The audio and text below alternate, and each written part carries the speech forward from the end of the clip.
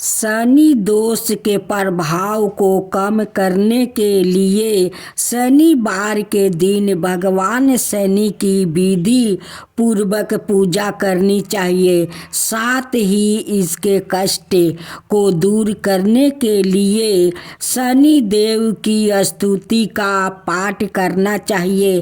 कहा जाता है जो लोग ऐसा प्रत्येक शनिवार करते हैं उनके ऊपर से शनि दोष का प्रभाव समाप्त हो जाते हैं। आइए जानते हैं शनि देव की पूजा विधि और पूजन में किन बातों का विशेष ध्यान रखना चाहिए। धार्मिक मान्यताओं के अनुसार शनिवार का दिन शनि देव को समर्पित होता है। इस दिन शनि देव की विधि विधान से पूजा करने से शनि देव की विशेष कृपा प्राप्ति होती है। शनि देव कर्मों के हिसाब से फल देते हैं। एक तरफ जहाँ शनि देव के अशुभ प्रभाव से व्यक्ति को जीवन में कोई तरह की समस्याओं का सामना करना पड़ता है, वही शनि के स्वभाव प्रभाव से व्यक्ति को जीवन में सभी तरह के दुखों की प्राप्ति होती है। ऐसा माना जाता है कि शनि रंग को भी राजा बना सकते हैं। सुबह जल्दी उठकर स्नान कर ले। स्नान करने के बाद घर के मंदिर में दीपक प्रज्वलित करें। इस दिन शनि देव को तेल अर्पित करें। शनि देव को पुष्पा अर्पित करें। शनि देव को भोग लगाए। शनि देव की आरती करें। शनि चालीसा का पाठ करें। शनि देव की मंत्र का जप करें। धार्मिक मान्यताओं के अनुसार शनि देव की आँखों में नहीं देखना चाहिए। शनि देव की पूजा करते समय हमेशा अपनी नज़रों नीचे रखो। शनि देव से नज़रों मिलाने से आप पर शनि देव की बुरी नज़र पड़ सकती है। शनि देव की पूजा बिल्कुल उनकी प्रतिमा के सामने खड़े होकर नहीं करनी चाहिए। शनि देव के सामने खड़े होकर पूजा करने से अशुभ फल मिल सकता है।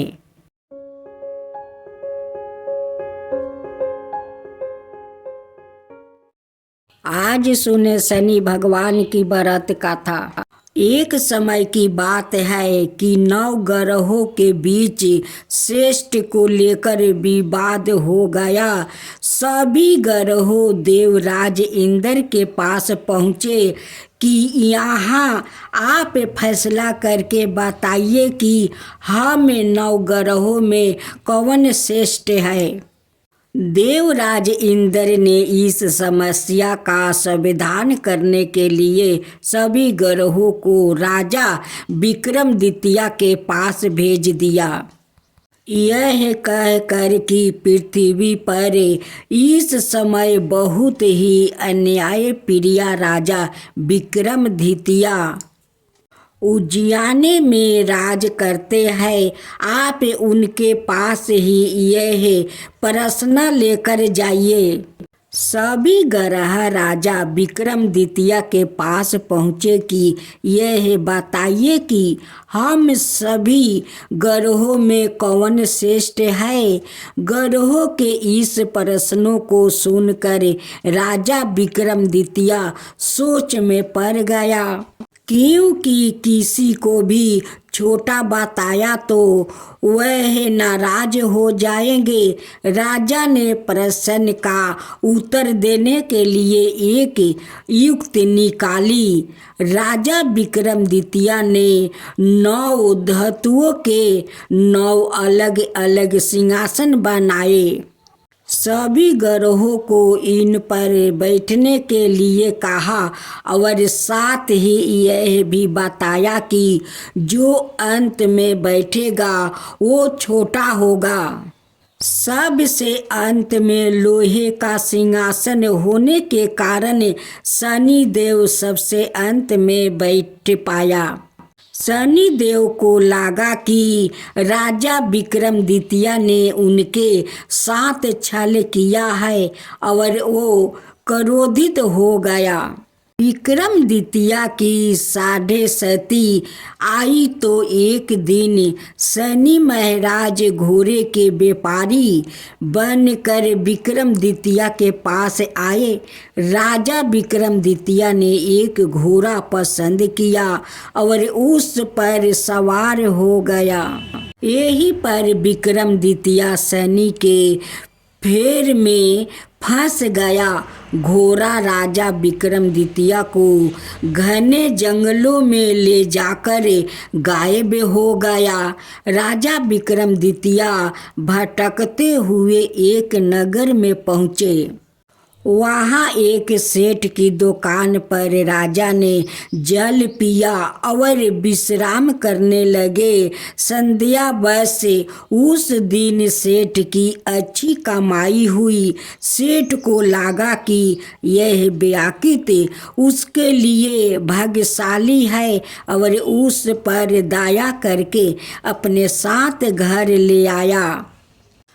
जब सेठानी भोजन लगा रही थी तब अचानक राजा ने देखा कि सामने की दीवार पर खूंटी में हार लटक रहा है जिसे दीवार निगलता जा रहा है।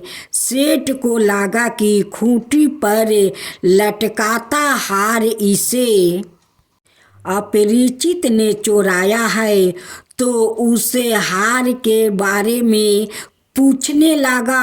राजा विक्रमादित्य ने अपनी असली परिचय छुपा लिया था और खुद को बीका नाम का उजियाने निवासी बताया था। इसलिए सेठ को जब बीका ने बताया कि हार दीवार निगल गया है तो उसे यकीन नहीं हुआ और उसने राजा से हार चोरी की शिकायत कर दिया। राजा ने विक्रमादित्य से हार के बारे में जानना चाहा तो उसे बताया कि उसके देखते ही देखते खूंटी ने हार को निगल लिया था। इस बात पर राजा क्रोधित हो गया और उन्होंने चोरी करने के अपराध में विक्रमादित्य के हाथ पैर कटवाने का आदेश दे दिया। राजा विक्रमादित्य के हाथ पैर कटवा कर उन्होंने नगर की सड़क पर छोड़वा दिया गया। कुछ दिन बाद एक तेली उसे उठाकर अपने घर ले गया और उसे अपने केलू पर बैठा दिया। राजा आवाज देकर बैलों को हाँकता रहा। इस तरह तेली का बैल चलता रहा और राजा को भोजन मिलता रहा। शनि के प्रकोप की 7.5 पूरी होने पर बरस ऋतु प्रारंभ हुई। राजा विक्रमादित्य एक रात में मल्हार गा रहे थे कि तभी नगर के राजा की लड़की राजकुमारी मोहिनी रथ पर सवार उसे तेली के घर के पास से गुजर रही थी। उसने मेघ मल्हार राग सुना तो वो मोहित हो गई। राजकुमारी ने दासी को भेजकर गाने वाले को बुला लाने के लिए कहा। दासी ने लौट कर राजकुमारी को अपंक राजा के बारे में सब कुछ विस्तार से बता दिया।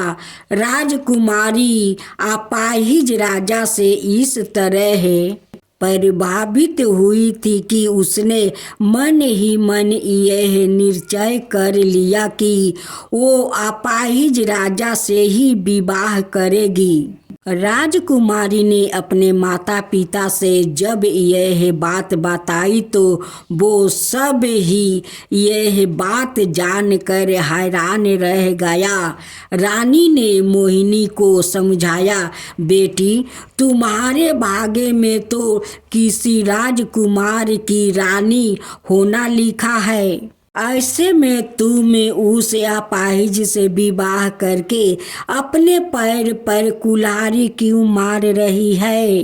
राजकुमारी तो मन में ठान चुकी थी, अपनी जिद नहीं छोड़ी। अपनी जिद पूरी करने के लिए उसने भोजन करना छोड़ दिया और प्राण त्याग देने का निश्चय कर लिया। आखिर राजा रानी को विवश होकर अपंग विक्रम द्वितीय से राजकुमारी का विवाह करवाना पड़ा। विवाह के बाद राजा विक्रम द्वितीय और राजकुमारी तेली के घर में रहने लगे। उसी रात सपने में शनि देव ने राजा से कहा, राजा, तुमने मेरा परपोक देख लिया। मैंने तुम्हें अपना अपमान का दंड दे दिया है।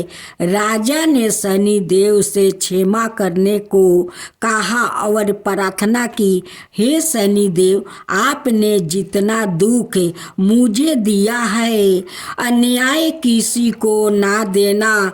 शनि देव ने कुछ सोचकर कहा, राजा, मैं तुम्हारी प्रार्थना स्वीकार करता हूँ। जो कोई स्त्री पुरुष मेरी पूजा करेगा, शनिवार को व्रत करके मेरी व्रत कथा सुनेगा, उस पर हमेशा मेरी अनुकंपा बनी रहेगी।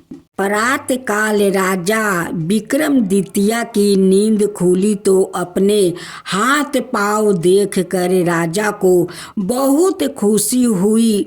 उसने मन ही मन शनि देव को प्रणाम किया। राजकुमारी भी राजा के हाथ पैर सही सलामत देखकर में डूब गई। तब राजा विक्रम द्वितीय ने अपना परिचय देते हुए शनि देव के परपोक की सारी कहानी सुनाई। सेठ को जब इस बात का पता चला तो दौड़ता हुआ तेली के घर पहुंचा और राजा के चरणों में गिर कर क्षमा मांगने लगा। राजा ने उसे क्षमा कर दिया, क्योंकि यह सब तो शनि देव के परपोक के कारण हुआ था।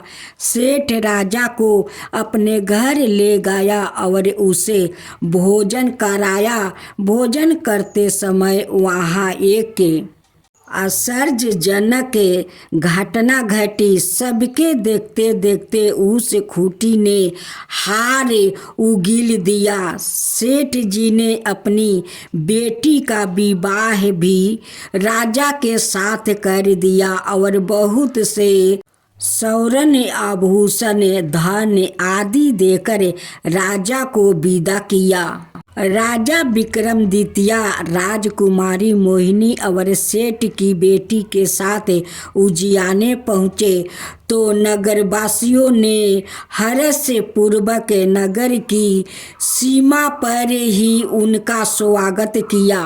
अगले दिन राजा विक्रम द्वितीय ने पूरे राज्य में घोषणा करवाई कि शनि देव सभी ग्रहों में श्रेष्ठ है।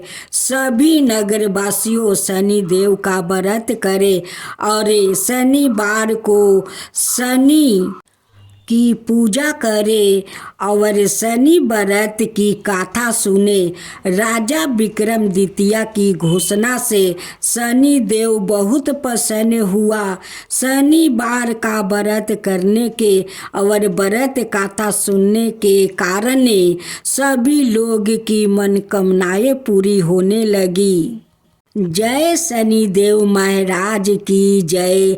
जय शनि देव महाराज की जय।